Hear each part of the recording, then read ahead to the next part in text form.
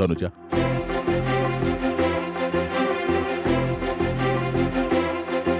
తెర మీద మీ నటన, మీరు పలికించిన భావాలు ప్రేక్షకుల మనసులో చెరగని ముద్ర వేశారు.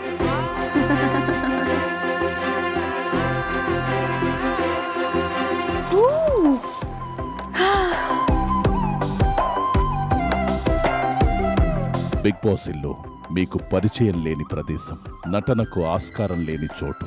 ఇలాంటి కఠిన పరిస్థితుల్లో ఎన్నో ఒడిదుడుకులను దాటుకొని టాప్ 5లో ఒకరిగా నిలిచి మీరు ఎంత చిచ్చరపిడుగో అందరికీ తెలిసేలా చేశారు.